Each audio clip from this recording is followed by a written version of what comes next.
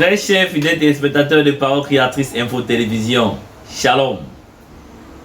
Très heureux de vous avoir de nouveau sur nos antennes PCI TV et bienvenue à votre émission La Lettre aux compatriotes de la diaspora.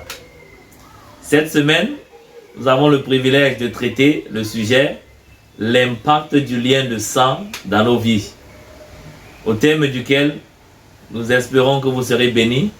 Alors, écoutons ensemble et donnons-nous rendez-vous tout à l'heure. Que Dieu vous bénisse. L'aide aux compatriotes de la diaspora. Le titre de cette semaine est l'impact du lien de sang dans nos vies. Chers compatriotes de la diaspora, Shalom. La semaine dernière, nous avions parlé sur le thème élu avant la fondation du monde. En effet, bien-aimés, ce n'est pas par le fruit d'un hasard que vous avez été sauvés, mais Dieu, dans sa préscience, vous avait prédestiné bien avant la fondation du monde. Comme vous le saviez tous, c'est par la séduction qu'Ève fut victime au jardin d'Éden, ce qui permit au serpent ancien d'introduire sa semence dans la race humaine par le sang, acte qui donna naissance à Caïn.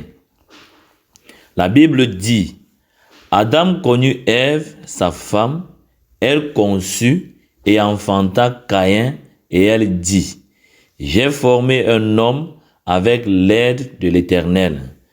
Genèse chapitre 4, verset 1.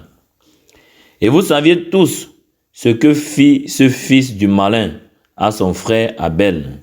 Il le tua. La Bible dit, mais comme ils étaient dans les champs, Caïn se jeta sur son frère Abel et le tua. Genèse 4, verset 8, partie B.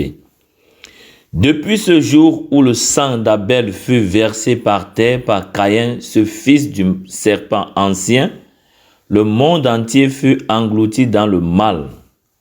Les meurtres, le crime, les sectes pernicieuses, la magie blanche ou noire, les crimes rituels, la sorcellerie, etc. La liste sera très longue s'il faudrait que tous ces péchés soient énumérés.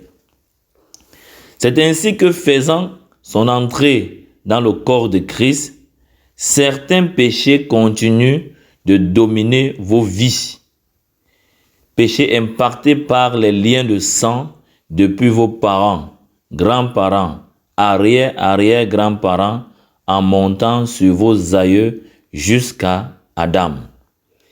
Bien-aimés, certains de vos arrière-arrière-grands-parents ont sûrement fait des pactes avec les esprits des eaux, de magie ou de la sorcellerie qu'ils avaient à leur tour hérité de leurs parents.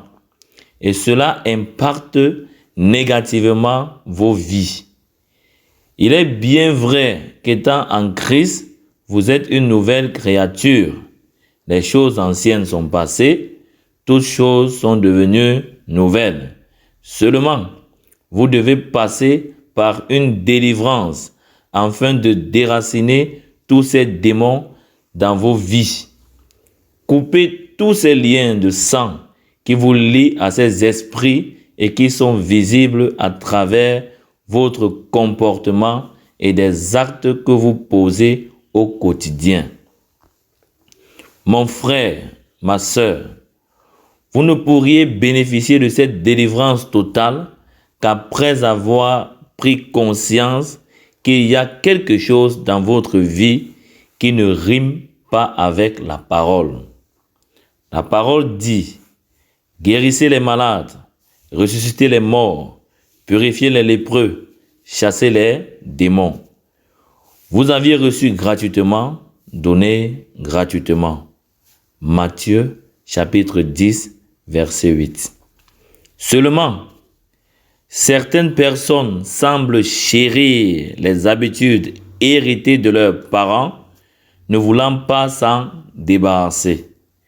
Puisse le Seigneur nous venir au secours, afin que nous prenions conscience de la nécessité de couper les liens de sang qui nous lient à nos parents et qui n'honorent pas le Seigneur, afin que nous retrouvions la liberté et la joie de vivre en Jésus-Christ.